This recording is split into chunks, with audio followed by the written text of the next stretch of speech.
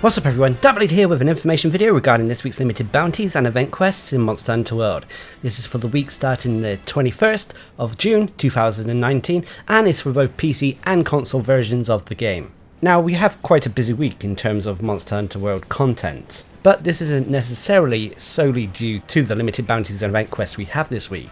Now on top of our normal weekly activities, this weekend and next weekend we have access to the Monster Hunter World Iceborne beta, which is for PlayStation Plus players and kicks off June 21st in a couple of hours. And then the following weekend, it will be for all PlayStation players. Unfortunately, this is for PlayStation only, so Xbox and PC players, I do feel for you, but unfortunately, it's one of the sad aspects of today's gaming climate.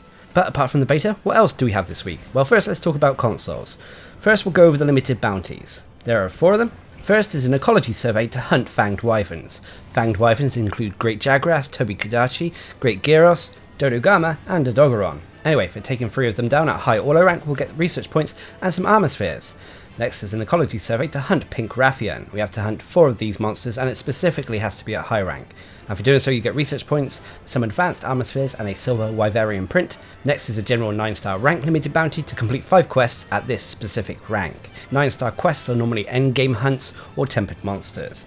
And for doing so, you'll get research points, some hard armor spheres, and a silver Wyverian print. And finally is the general limited bounty to complete all of this week's other limited bounties, and for doing so you'll get research points, a gold Wyverian print that can be exchanged for monster gems at the Elder Melder, and a golden egg that can be sold for Zenny. So those are the limited bounties we have this week. Not too difficult unless you haven't got to endgame. But what do we have in terms of event quests? Well, first is the Fury of El Dorado, a 9-star high rank quest requiring hunters to be hunter rank 16 or higher.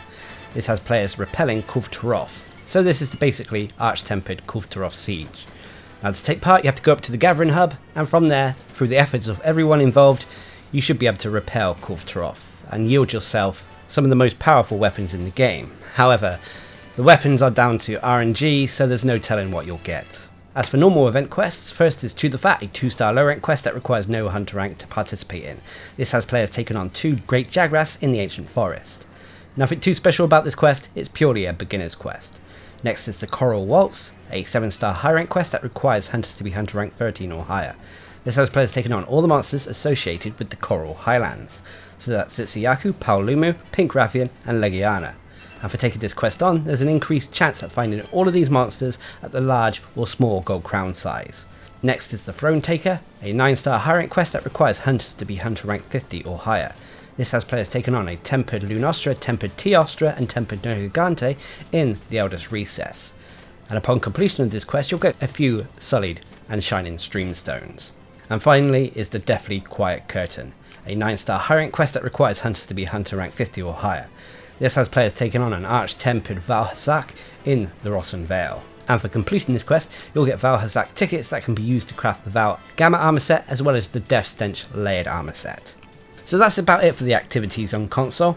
A nice batch, especially as arch-tempered Kulve and arch-tempered Valhazak have made their way back into rotation. But what have PC players got to look forward to? Well, first the limited bounties. They have 4 of them. First is an ecology survey to hunt Brute Wyvern. Brute Wyvern include Anjanath, Baroth, Rodaban, Uragan and Deviljho. And for taking on 3 of them at high Auto rank you'll get research points and some armor spheres. Next is an ecology survey to slay Kirin. We have to hunt down and slay 4 of these elder dragons, but once again it can be at high or low rank. And for doing so you get research points, some armor sphere plus and a silver Wyverian print. Next is a general 9-star rank limited bounty to complete 5 quests at this specific rank. 9-star quests, as I've already mentioned, are endgame hunts or tempered monsters.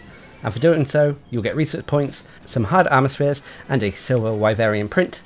And then finally is the general limited bounty to complete all of this week's other limited bounties. And for doing so you get research points, a gold Wyverian print that can be exchanged for monster gems at the Elder Melder, and a golden egg that can be sold for Zenny. So those are the limited bounties on PC. What about event quests? Well, first, just like console, they have access to the Fury of El Dorado, a 9-star high rank quest requiring hunters to be hunter rank 50 or higher. This is arch-tempered Kulve. So, as always, go to the gathering hub and through the efforts of everyone involved, try to repel her, and hopefully, fingers crossed, you get some weapons that you actually want. Anyway, as for normal event quests, first up is the Poison Posse, a 5-star low rank quest that requires hunters to be hunter rank 8 or higher.